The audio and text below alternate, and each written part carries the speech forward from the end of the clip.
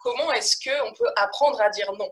Je sais que dire non, bah, du coup, c'est un peu le début de tout et de penser à soi. Et j'ai re-regardé ton bouquin 30 ans Ouais, 30 juste avant l'interview et c'est le premier chapitre. Donc je me suis dit, bon, ouais. c'est parfait. Ce serait quoi tes conseils pour apprendre à dire non? C'est hyper paradoxal parce qu'en tant qu'entrepreneur, on doit avoir une ouverture d'esprit. C'est-à-dire, l'entrepreneur, c'est quelqu'un qui, par définition, voit le monde, voit le potentiel. C'est comme ça que je le définis toujours. C'est, on voit quelque chose, on voit un restaurant, on voit un vélo, on voit un business et on se dit, je peux faire mieux. Ou bien, quelqu'un peut mieux faire. Donc, par définition, on voit ce qui n'est pas encore là. Et donc, c'est un certain état d'esprit que pas tout le monde a, très franchement. Donc ça, c'est la première chose. Et donc, la difficulté vient quand on voit le potentiel et on se dit, ah oui, voilà, je peux faire ça, ça, ça, ça, ça, ça, ça. Le problème, généralement, et je suis sûr que tu le vois avec tes clients directement, c'est, OK, il y a 20 choses que je peux faire, mais on sait que je peux pas faire les 20 choses aujourd'hui.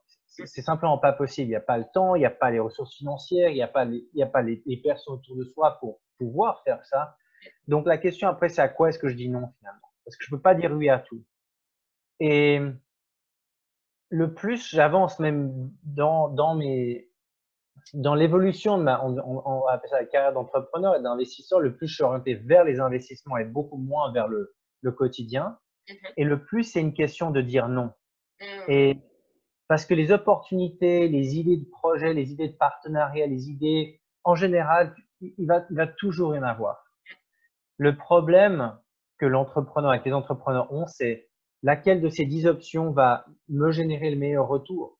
Le retour sur investissement, mais pas seulement financier, le retour sur investissement d'énergie, de temps, de ressources, de satisfaction. Et c'est quelque chose qu'on apprend avec les années à dire non. Il y a 15 ans, j'étais beaucoup plus enclin à dire oui à beaucoup de choses. Et je pense que c'est pas négatif. Ça m'a ouvert des relations que j'ai aujourd'hui. Je vais donner un exemple tout bête. Je ne sais pas si j'en parle dans 30 règles d'or, mais je sais que j'en ai parlé en événement. Quand j'étais plus jeune, j'ai vécu entre 2008 et 2010 aux USA. Et puis, je suis un peu par hasard tombé dans le monde de la rencontre avec beaucoup de producteurs de films, des gros films et grosses séries télé. Et, et je me rappelle qu'il y avait des rencontres. Les deux pôles aux États-Unis, c'est Los Angeles et New York. C'est vraiment les deux pôles de production. Et je me rappelle quand j'avais voilà 21, 22 ans, où un ami à moi m'a dit ah voilà, tel était le producteur qui. Et le truc cool, c'est que moi je pouvais apporter mes connaissances du monde digital et du marketing. Et eux, c'était à l'époque au début des réseaux sociaux, au début des blogs. Donc ça m'a ouvert une brèche finalement de dire ok, je veux pas de votre temps, moi je peux apporter ça. Et donc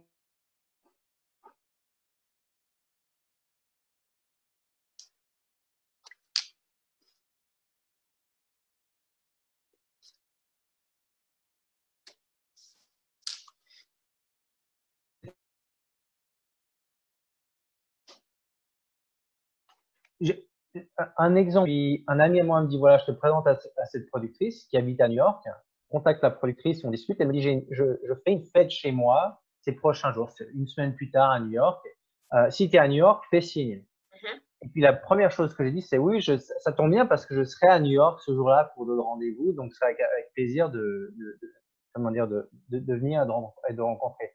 Il se trouve que je suis encore ami très proche avec cette personne-là, chose qu'aujourd'hui je ne ferais pas, tu vois. D'accord, ouais. Donc le fait de dire oui à cette opportunité-là, à cette ouverture, c'était génial. Euh, mais aujourd'hui je le ferai pas. Donc tout ça pour dire il y a des phases dans le développement de soi dans une activité en tant qu'entrepreneur où c'est OK de dire oui. Parce que c'est ça qui ouvre les portes finalement. Et on ne sait jamais dans l'entrepreneuriat, tu sais maintenant, on ne sait pas quand est-ce que cette porte-là, sur les 50 portes que tu vas ouvrir, tu ne sais pas ce que la porte numéro 22 va donner. Peut-être que c'est celle qui va t'ouvrir deux partenariats qui peuvent te faire vivre pendant 10 ans. Mais il faut l'ouvrir la porte. Donc, donc, et c'est ça où il faut jouer finement entre, trouver le juste milieu entre dire oui et à un moment donné viendra un temps il y a simplement pas le temps, il n'y a pas suffisamment de minutes dans la journée pour dire oui à tout. Et c'est là où il faut commencer à dire non. Yes. Et, il faut reconnaître cette transition-là. Mm, mm, mm. Donc finalement, ça prend du temps d'apprendre à dire non à la fois pour investir son temps ou pas, et aussi par rapport aux personnes toxiques, entre guillemets, enfin filtrées, à qui on donne son temps.